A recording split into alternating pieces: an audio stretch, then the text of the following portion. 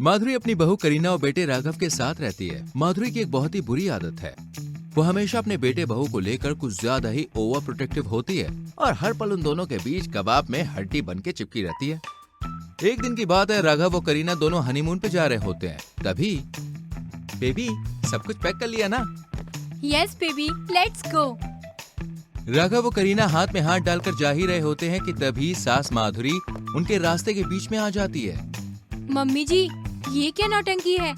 ऐसे काली बिल्ली की तरह क्यों रास्ता काट लिया आपने हमारा? क्योंकि मैं भी तुम दोनों के साथ आ रही हूँ राघव लल्ला। मेरा ना बचपन से सपना है कि मैं विदेश जाऊँ घूमने, और तू अपनी माँ की इच्छा को पूरा न करके इतना बड़ा पाप मत कर। लेकिन माँ। लल्ला, तुझे मेरी कसम, चाहे तो इस कलमुही को यहीं पर रहने दे। मून हनी तो तू बाद में भी मना सकता है ना। इस तरह सास अपने बेटे को इमोशनली ब्लैकमेल करती है और उन दोनों को एक और फ्लाइट टिकट बुक करके सास को भी अपने साथ ले जाना पड़ता है कि नाक में दम करके रख देती है और जहाँ कहीं भी जाती है अपनी पागल हरकतों से बेइज्जती करवा देती है। फिर हनीमून से लौटने के बाद एक रात करीना और राघव दोनों रोमांस कर रहे होते हैं। बेबी, मेरी चिपकू सास की वजह से तो हमें हनीमून में भी रोमांस करने को नहीं मिला। यस डार्लिंग, लेकिन आज सारी कसर पूरी करेंगे जाने मन। राघव रोमांस करते हुए नाचता है और गाना गाता है, उलाला उलाला तू है मेरी फैंटेसी। छूना ना छूना ना, छूना ना छूना ना, अब मैं जवा हो गई। तभी अचानक से चीखते चिल्लाते हुए दरवाजा तोड़ते हुए सास उस कमरे में घुस जाती है और करीना और राघव चौंक जाते हैं। ये क्या बदतमीजी है माँ जी? आपको शर्म नहीं आती? दो प्रेमियों की आशिकी में विलन बनते हुए। अरे ओ डायन, तेरी आशिकी की ऐसी की तैसी। राघव लल्ला, मुझे ना बहुत डरावने सपने आ रहे हैं। मैं उस कमरे में अकेली नहीं सोऊंगी, इसलिए करीना बहू या फिर तू, दोनों में से कोई एक मेरे साथ सोने चलो। लेकिन माँ। लल्ला, तू क्या यही चाहता है कि तेरी माँ नींद में ही हार्ट अटैक आकर मर जाए? नहीं ना, तो चल बहू। और इस तरह माधुरी फिर से दोनों के रोमांस की बैंड बजा देती है। फिर एक दिन करीना कुछ लड्डू बनाती है और उनमें नींद की दवा मिलाती है। आज राघव और मैं, हम दोनों भी थिएटर में पिक्चर देखने जा रहे हैं। कम से कम वहाँ तो रोमांस कर लेंगे। अब इन लड्डुओं में मैंने नींद की दवा मिला दी है। इन्हें गटक कर ये बुढ़िया सीधे कल दोपहर को ही आँख खोलेगी, चुड़ैल बनकर आ जाती है हमारे रोमांस को ग्रहण लगाने।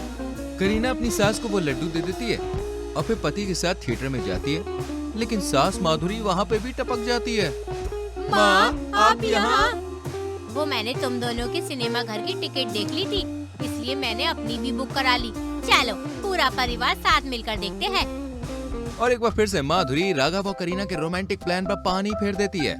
जब दोनों अपनी 1 मंथ एनिवर्सरी मनाने कैंडल लाइट डिनर करने जाते हैं, तब राघव करीना की आंखों पर चढ़ी हुई पट्टी को हटाता है और लाइट्स ऑन करता है। तभी वहाँ पर सुंदर सा डेकोरेशन होता है। दोनों अपनी एनिवर्सरी का केक कट करते हैं। स्वीटहार्ट, इस होटल का एक रूम बुक किया है मैंने, लेट्स गो। आज की रात तो हम यादगार बना के ही रहेंगे। Yes baby. करीना और राघव होटल रूम में घुसने ही जाते हैं कि उतने में उन्हें सास का कॉल आता है और सास उन्हें चिल्लाते हुए कहती है, बहू लल्ला, जल्दी से घर आ जाओ, यहाँ गुंडे आ गए हैं। दोनों घबरा कर घर वापस आते हैं। तभी सास आराम से पॉपकॉर्न खाते हुए फिल्म देख रही होती है। माँ जी, आपने हमें यहाँ क्यों बुलाया? यहाँ तो सब ठीक है। अरे वो मैं पड़ोस खड़ूस कंगना को प्रैंक कॉल कर रही थी, गलती से तुझे लग गया। करीना और राघव बहुत गुस्सा हो जाते हैं। फिर एक दिन दोनों डिवोर्स पेपर लाकर उन पर साइन करते हैं। तभी ये तुम क्या कर रहे हो बच्चों? तलाक क्यों ले रहे हो?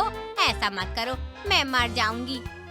क्यों माँ जी, आप तो यही चाहती हो ना, और बनो हमारे प्यार की दुश्मन। आप हमें कभी चैन से साथ वक्त बिताने ही नहीं देती हो, इसलिए हम दोनों अलग हो रहे हैं। ना बच्चों, मैं अब ऐसा नहीं करूंगी। मैं गलत थी। शादी के बाद बच्चों को अपना समय बिताने देना चाहिए, यही भूल गई थी मैं। सास माफी मांगती है और फिर ये हुई ना बात माँ जी, ये डिवोर्स पेपर नकली हैं। आपको एहसास हो, यही चाहते थे हम। माधुरी दोनों बेटे बहू के गले लगती है और दोनों प्यार से रहने लगते हैं।